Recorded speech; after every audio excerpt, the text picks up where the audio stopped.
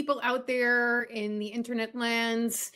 My name is Jaimelyn Gray, and you have somehow magically found you've got a thing, an interview thing about Milwaukee theater things.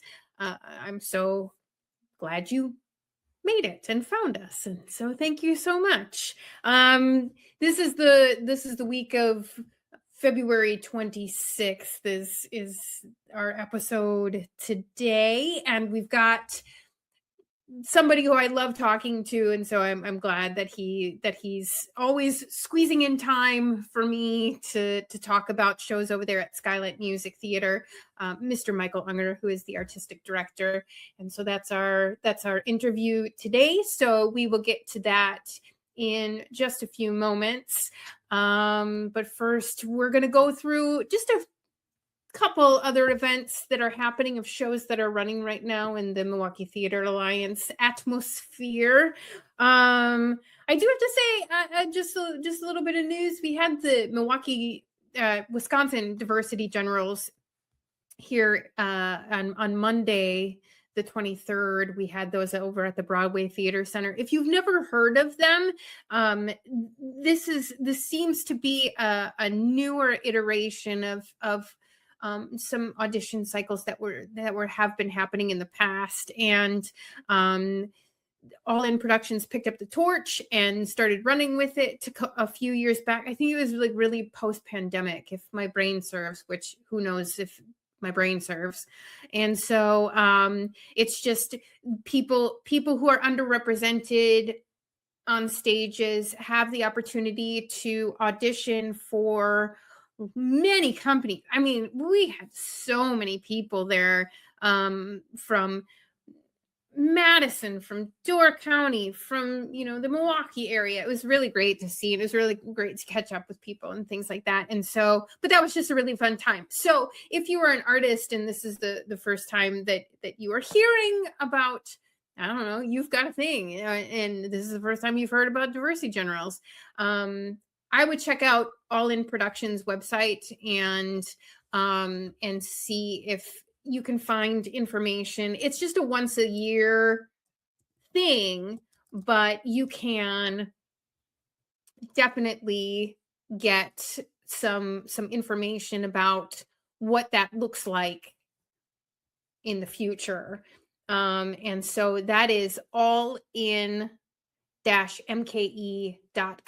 is how you can get to All In Productions. So that's great for that. And then we just, like I said, I've got a couple of extra things to talk about here. So let me pull up that PDF.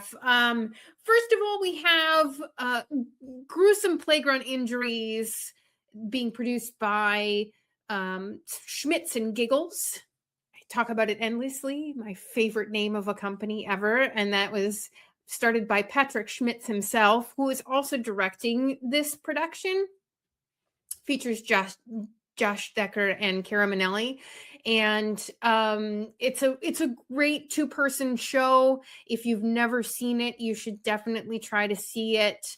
But this is their last weekend. They're closing this. And so get in there. I know I heard a little something about Friday being sold out. So get in there tonight or get in there Saturday and see this wonderful two-hander production, is what we like to call it in the theater biz, two-handers.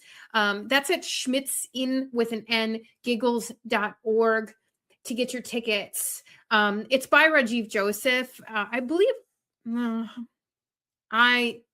believe that this was his first script, that it was at least his first script that got really, really big attention. And so really, few opportunities left to catch this one since it's closing this weekend. So make sure that you get your butts in there. It's about two friends, and they just a lifetime, spans over 30 years. And you can see how their relationship ebbs and flows. And if you would like to learn the full gambit of that, I did have an interview with Schmitz and Giggles a couple of shows back, and you can check out that through, the YouTube, the Facebook, the podcast platforms to watch them talk about that. The three of them were on there and they were talking about that. So again, schmitzandgiggles.org to find out more and get tickets to Gruesome Playground Injuries by Rajiv Joseph. That's at Inspiration Studios in West Allis, and it's limited seating too. That's a smaller venue, great smaller venue, but a smaller venue nonetheless.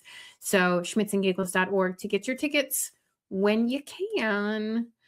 And so then next we have Swing State from Next Act. Takes place in Wisconsin, out there in the Driftless region. AJ and I spoke last week. AJ, who's the marketing director, spoke last week in last week's episode about Swing State. And if you don't know what the Driftless region is, it's the southwest corner of Wisconsin where the glaciers did not glacier. I don't know what they call that. They didn't scrape rocks over there. And so we talk about the show and about Next Act season, because they had just released Next Act season at the time that I had talked to him. Their next season, their 26-27 season. Good stuff coming from Next Act if you're unfamiliar. So you can go to nextact.org to find out more information about the show, and I believe they already have all their information up about their next cycle of shows. Yeah, like I said, Cody Essel is doing a great job of making stuff happen over there, and so you can check more of that out at nextact.org.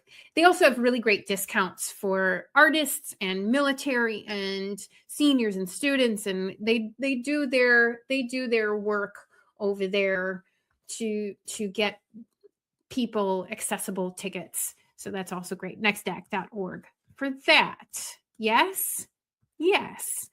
And then finally, we've got our good pals at the Interchange Theater Co-op doing their improv thing.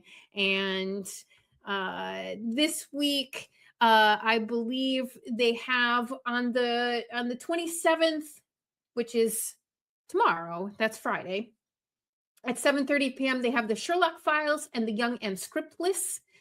And funny stuff for the Sherlock Files. They say the game's afoot. The Sherlock Files is a fun-filled show featuring London's greatest detective Sherlock Holmes and his faithful companion Watson. I bet that's a hoot, as it were.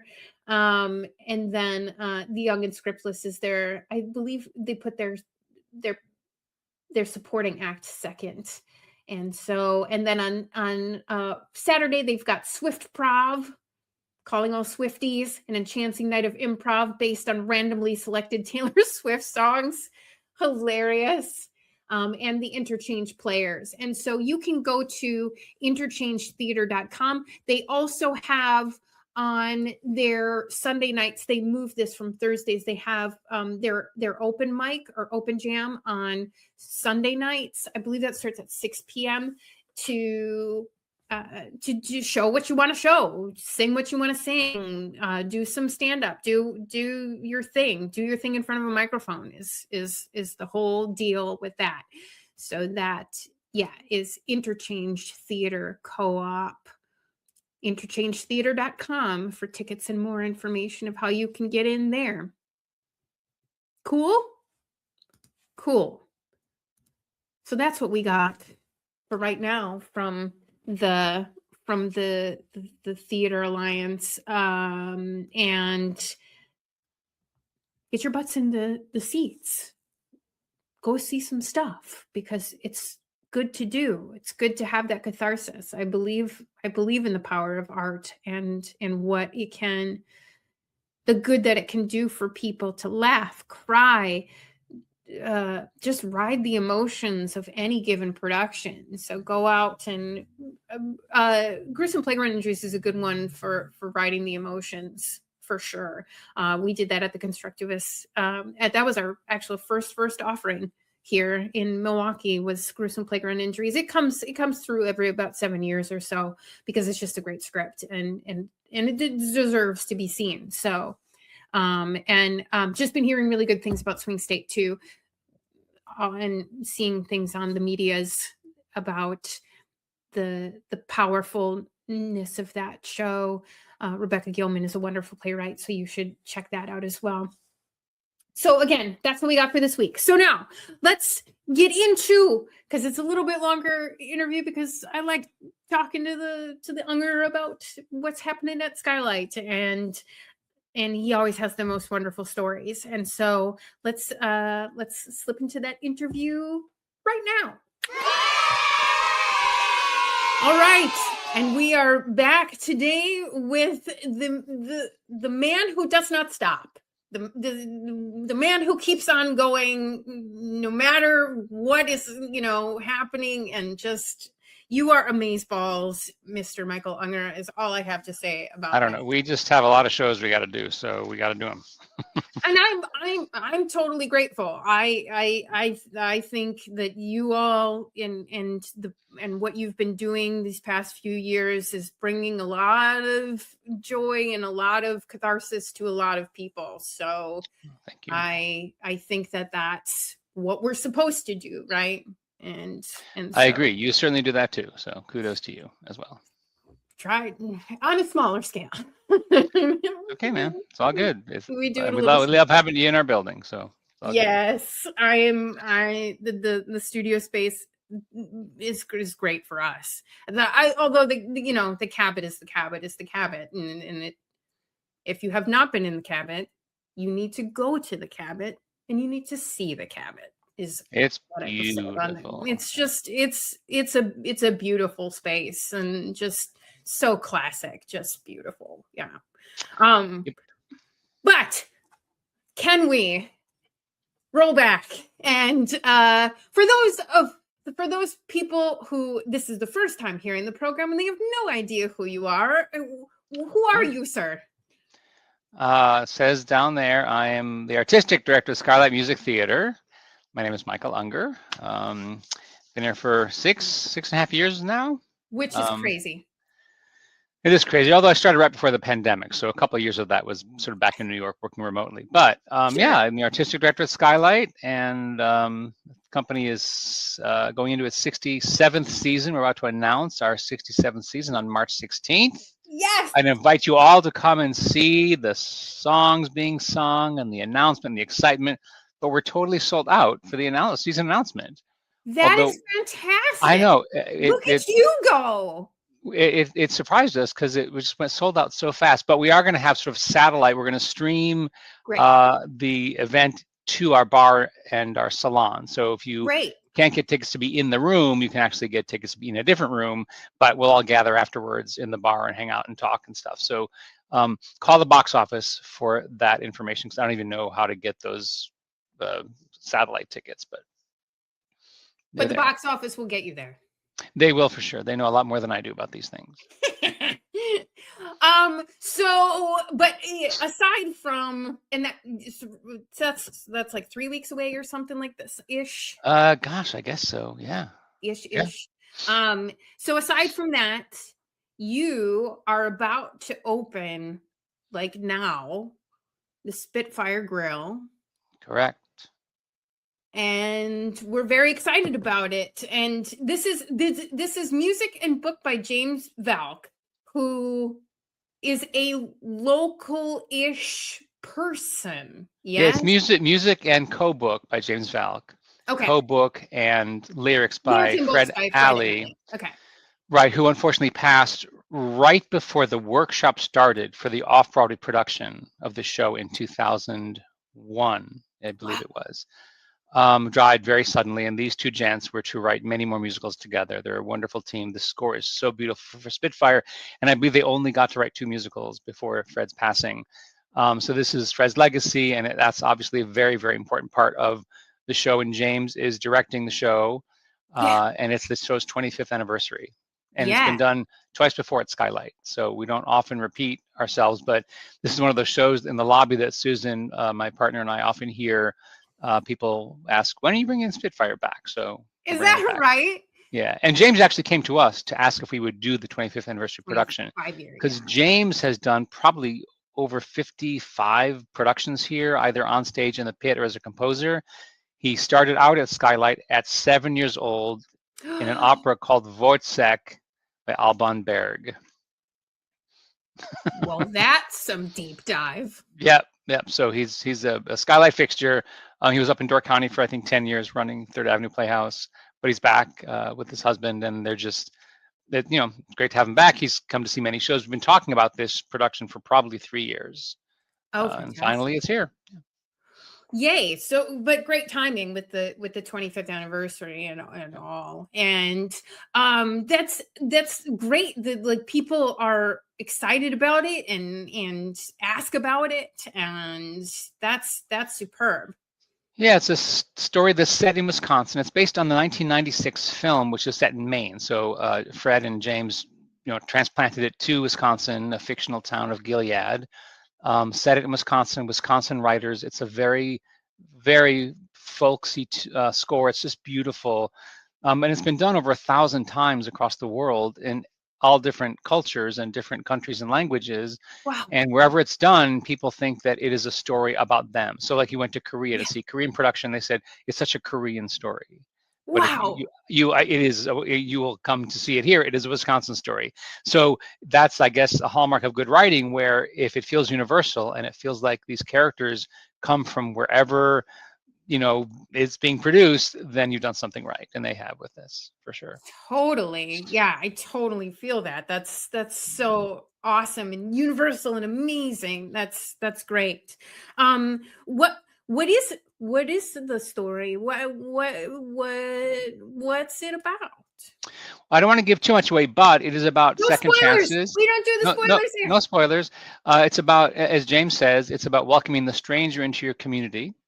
And from my perspective, this woman who's had a troubled past gets a second chance in a town that doesn't really want to accept her at first. And over the course of the play, the musical, she transforms to a more confident person, and she transforms everyone else in that town to find hope that they had lost. She regains hope as well. And that's really what's universal about it, is how in such a divisive time that we are in right now in this world and this country, we shouldn't be so scared of the outsider, and we should realize we can learn from them and they can learn from us. So redemption and hope and purpose and things like that. Yeah, and each character has a beautiful arc. Like that's another hallmark of good writing, is where you want to make sure that characters are different at the beginning of the play from the end of the play, at the end of the play from the beginning of the play, because that's the job of the play, is to transform them. The story should transform them. And each of the characters, it's only a 7-character musical. It's small for us, and but each character has this beautiful arc, this beautiful transformation, because of this central figure who comes into their lives unexpectedly. So who plays this central figure? Micah Friedman plays Percy. She is still a student at Stevens Point. Similarly, we had Kaya Fitzgerald, who was in Spring Awakening, who is still a student. So their program has been very generous with us to release these young artists from school for a time so they can do a professional show, which is cool. So it's Micah's Skylight debut, and she's marvelous. And we're lucky to have her. I think I just saw Micah audition for Yes, she was. Yeah. She was there the other day. Yep. Yeah. I love the Diversity Generals. They warm my cold, dark heart. Yeah, we saw some good talent there. I'm excited about calling in some of those folks. Yeah. So, man, that's awesome that they let her go from Steve. I mean, but that's the thing, like, and it's the thing that you've kind of been doing this whole season with integrating students. Is like, how great is that to be able to do the thing that you want to do, like right now, Yeah. I mean, for us, you know, authenticity has sort of been my sort of watchword throughout my time here. Anywhere I direct, authenticity is critical to performances that hook an audience and make them emotionally connected to what's going on stage. And to have young people the correct age play the young lovers in Fiddler or the young lovers in Midsummer, those are college age students, and they should be playing those kinds of roles if we can find the talent, and we can. So it's been a really great partnership with both UW Milwaukee for Midsummer, Marquette for Fiddler, and this is not quite the same kind of partnership with Stevens Point, but the fact that they're allowing her to take some time off from classes to have this professional experience, I think, is really important for the development of an artist. Totally. I would totally agree. I took time off from Southern Utah University to do the Utah Shakespeare Festival Oh, tour. sure. And same thing where, you know, you just get permission and you continue to do your work and your classes and, you know, things as best you can, because you're like, Yeah. I'm an actor now. You know, like, but the experience you get, like, it's like a rotation for a doctor, it's a residency, sure. it's laboratory for scientists. You know, you can't, I mean, nobody can teach acting. You can give experience and Sure. support, you know, your skills. And you can certainly lay foundations in classes and with repetition and with different styles and, you know, technique and, you know, movement and voice. But to be in a professional, or doesn't have to be professional, to be in any production is really the greatest ground for learning. Yeah, totally. I completely agree. Who else do you have on board here? Who are your persons that we get to see or not see? Rhonda Ray Asher plays kind of the nosy neighbor. We have Suzanne Graff plays Hannah, and she's done the role before, but she's done the musical before, but in the role that Rhonda Ray is playing. Nathan Marinin, Rachel Zentek, who was just in Amadeus, did a wonderful job on that. She's wonderful in this. Who am I missing? Frankie Bright, who's new to us, plays Sheriff Joe. I said Micah. Missing anybody? I feel like I'm missing one person. I wasn't keeping track. Oh yeah, okay. Well, I'm terrible. Something like that. But they're all great. You know, a few Skylight regulars and a few newbies. Micah's obviously new. Frankie's new. Really talented young guy. Where's he from? He's from like 45 minutes away. Grafton or something. I'm not sure. He's Wisconsin, but not local. One of the borders, or like, you know. He's one of the he commutes. But who am I missing? Okay, keep talking. We're gonna Google it, because we need to not leave people out. Yes, I know. I lose sleep over times when I leave people off of lists, and oh, you know, gosh, I hear you. Yes. It's because that's just where I live. And okay, here's the program online. So who would I leave out? And you can get the program online. You can't. Micah, Suzanne, Frankie, Rhonda Ray, Rachel. Oh, sorry, Darren Green, who plays the stranger. And he's done the role before. And this is sort of a fun audition story. We often audition people virtually. You know, in fact, for this season, we saw 300 in person and 300 virtually. But Darren walks into the room. Unbeknownst to us, he had driven from Montana for this audition. No! Because he loves the show so much. He had no idea that the author would be in the room. No! So, and he, like, you know, he comes in, he sees James Valcq there, and, you know, this is a role that's very close to Darren, and he was great. So we cast him, and he drove home from the audition to Montana by way of his sister in, I think, Northern Illinois, and then came back out from Montana for the run, and we'll go back to Montana. But he's a really interesting guy who it was meant to be. Yeah, it was super cool when he walked in the door and we found it. We're like, well, where'd you come from? He's like, Montana. We're like, wait, what? Really? Montana what? Like the state of Montana, or like Montana, Wisconsin, you know? Right. So yeah, so that's the full cast. It's great. And it's a wonderful 5-piece band. James did the orchestrations. Cello. Are they on stage again? They're on stage, yeah. Cello, violin, keyboard, guitar, and accordion. And James calls the accordion his secret weapon in the orchestration, which it truly is. It's a really interesting blend of sounds. That's fantastic. Yeah, I love the musicians on stage I do thing. too.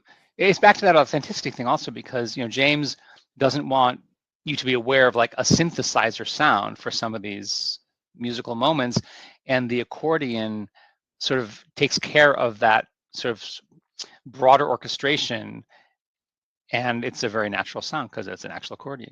So it's really interesting the way he scored it. Who plays the accordion? Sasha Jerome.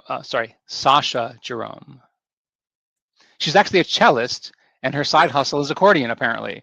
And she's great. Yeah, she's got this Like beautiful. you I mean, do. there's such beautiful instruments. Yeah. I'm just gonna pick up accordion. Yeah. Yeah.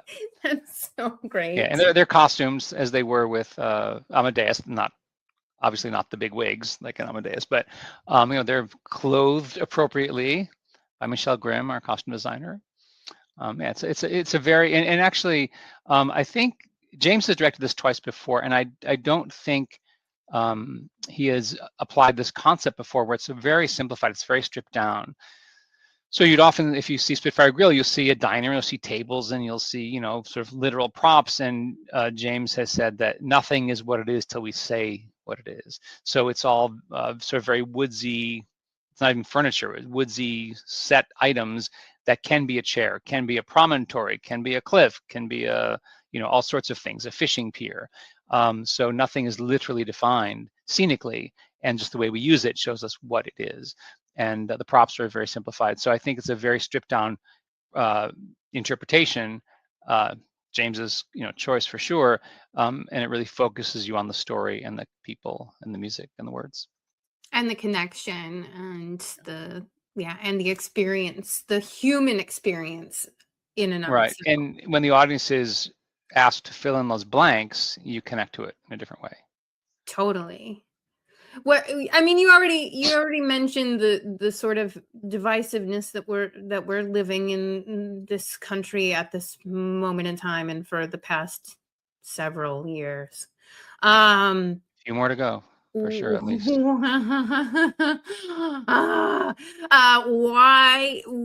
Why else do you think that people should come and see this story? I mean, that idea of like you will know these people, yeah?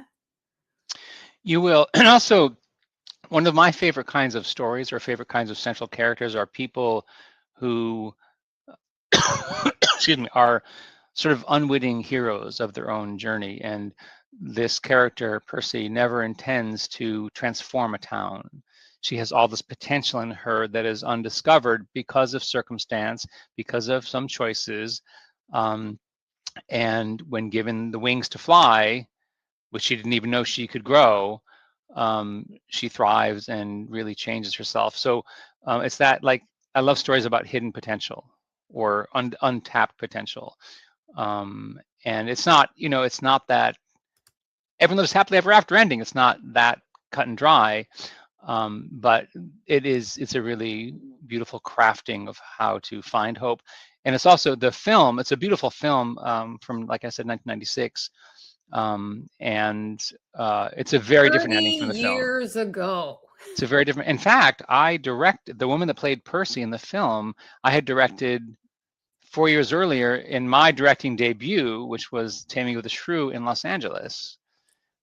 She played You and Bianca. your stories, you and your little connection of somebody somewhere. Actually, I was going through headshots that I have in New York, in my apartment in New York, and I actually turned down Ashley Judd for that part. I have her resume from like early on in her career. Whoa. So a good thing I turned her down, because otherwise she might not have become the movie star she is. So anyway, she was great. I mean, it was just, I chose Allison Elliott. Yeah. And she didn't do the whole run, but she did most of the production, and and she was just stunning in this film. But very different ending from the movie. So watch the musical first. I would say yes. Then watch the musical go and first. See the movie. Yes. Sure. Yes. Right. Don't spoil. No spoilers. So if people want to go to get tickets, and you do want to do that, you go to smtmke.org. Or Yes. call the box office at. Oh gosh, you're gonna ask for No, that. I don't know. I No, don't. I do know. I I don't do know know. it It's right here. either. It's right here. Hold It's on. like I can't remember. 414 291 7800. I know Operators are the standing by. 7800. I know the Okay. 7800. It's the other numbers that 414 mess me up. 291 7800. Yeah. And this is 4 or 5. Yes, This 4 or 5. is show 4 Yeah, of 5. Our Rock and Midsummer Night's Dream is our next one and our final one for the season. because you guys are just. You got to fill the calendar. You got to sell those tickets. Got to keep the people happy. Gotta keep the people in the theater. Right. We need Right. theater so much right now. Man, we had a read through of Bug last night, and how much that fills my soul every time I get back in process. Like, we do it because we love it, and it's just so much purpose and so much amazing feeling. One of the coolest things that I found here in this town, I'm sure it's true in other towns as well, but like, in New York, big Broadway, that's obviously the pinnacle of, the theater world. And, tourists come from all over the, world to see shows on Broadway. But standing in the lobby of Skylight and hearing people that go to everything, they go to the Rep, the ballet, the symphony, they go to your shows, they go to our shows, and they are so loyal and so appreciative of that kind of cathartic experience, that there's a reason that Milwaukee, I think, punches way above its weight in terms of arts and culture, and it's because of our audiences that we share. I mean, it's not like you can only do one or the other. Many of these people see everything, and that is a lot of why they love being here. It's true. And I was at the UPAF launch last night, and people were talking about how this is one of the reasons that large companies in Milwaukee can attract world-class talent, because of the world-class arts scene that exists here, with all these theaters and the ballet and the symphony and the opera. It's just there's a lot going on here. I did not realize when I took this job, and I was like, whoa. I mean, like, I'll show you. These are the shows I've seen. See all those programs, right? That hunk right there. Oh my God. Oh my God. Those are the shows I've seen since I got here. Oh my God. Hundreds, yeah. So anyway, your shows are in there too. That's crazy town. That is because I do love seeing theater. I do, but also it's I feel like it's part of my job as an artistic director to see what else is going on out there. Not only, I mean, I certainly identify talent in other shows that I bring in to audition for our shows. But just to know what other people are doing, and I need to know other designers and directors and other folks like that. So. And I'm very grateful to you for being that person to come and see the other things. And because when you're a smaller company like we are, one of the things that you can offer is a platform for artists to present their work, so hopefully they can continue their career and keep going. Nicole McCarty. Oh sure, yeah, she's great. We had her in three shows here. I think it's 3. Spring Awakening, Sister Act. What else? Anyway, she's great. We love Nicole. Oh, Amadeus. Yes, she was just an Amadeus. And Amadeus, yeah. We love the Nicole. Well, people, go get tickets. Yes, go You're see opening Spitfire Grill now, and go to the Cabot and see the beautiful space and see the talented artists that Skylight puts up on their stage.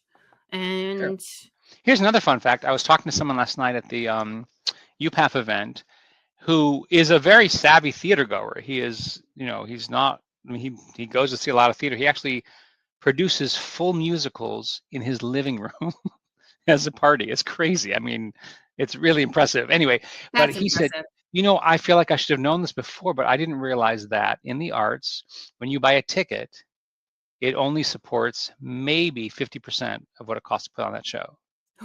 And that's true. In opera, and symphony, it's probably even a lesser percentage. So he said, gosh, shouldn't people like really pay what it's worth, like double the price of tickets? So just know when you buy a ticket, we love your support. We love you coming to the theater, and we need you to do that. But we in a theater, we need the other 50% to come from foundations or donors. Yeah. And it was interesting that he had not realized that, and he is a very savvy theater and cultured person. So just people should know that when you support the arts, we love it. But if there are other ways you can support as well, that's needed to make these things happen, because the tickets do not ever cover the full price of running a theater. The tickets would be so outrageously priced. True. Yeah. If we were to actually charge to cover the cost of the full production. Yeah. And that's why, like, UPAP, which is the most, I think they said last night, is the most successful community arts organization sort of funder in the country, and there are only 3 or 4 like them in the country. Yeah. But they are the largest donor to many of the theaters in town. And we really need that support, and more, and much more. And much more. Yeah.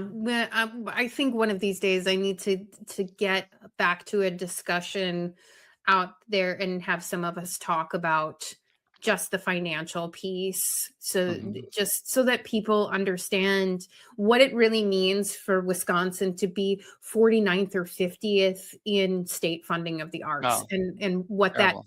How that actually translates into our dire situation. Yeah, and the fact that we have as much culture here as we do, in spite of the fact that we are dead last in state funding for the arts. Or dead second to last. I think that just speaks to the artists involved who are willing to, or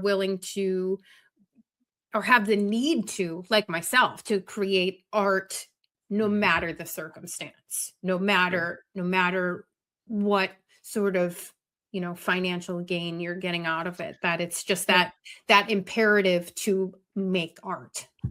Yeah, but also go back to the audiences, because they're loyal. They really do come out and see the shows, So yeah, I mean, I know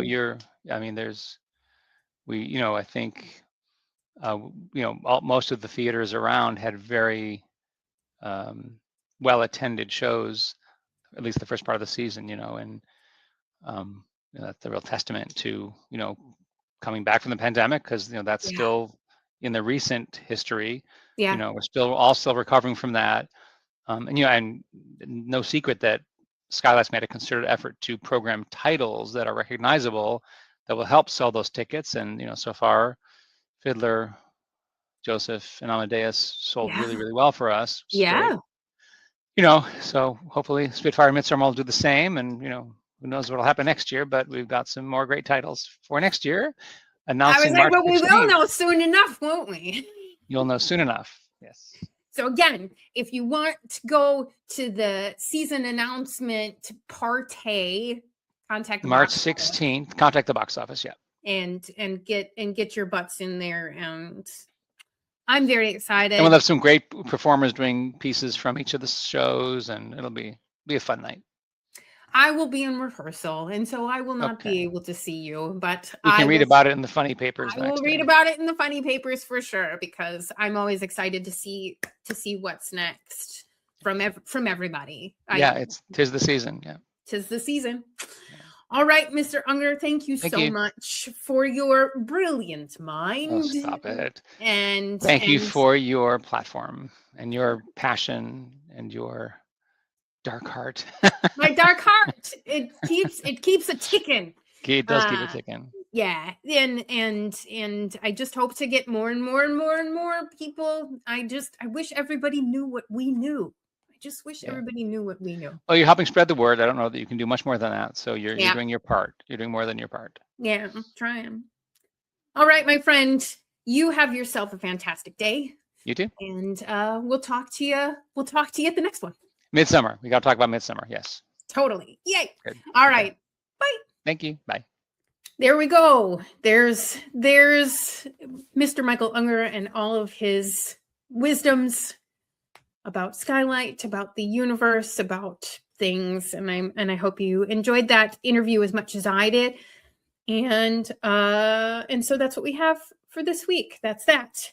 Next week we're going to have Milwaukee Opera Theater on. I've got confirmation from Joanna to come and talk about Camille's Rainbow, which is like a baby opera, and I'm just thrilled to talk about baby operas with Joanna, because I can't even imagine the joy that brings to babies. So we're going to talk about that next week. And so I hope you will come back and join us again here on You've Got a Thing. If you have any things that you want to introduce to me, or you want to join the Theatre Alliance, or any sort of things, send an email to info@Maketa, M-K-E-T-A, Maketa, Milwaukee Theatre Alliance.org, and I'll try to get back to you or forward that to who it needs to be forwarded to, or organized however it needs to be organized, and we'll try and get your information out there from these internet places to get the word out, because that's where some of the challenges lie. Yes, is just getting that good old word of mouth to get going. So I hope you will join me next week, and I very much look forward to it. So thank you so much again, and we'll see you next week on You've Got a Thing.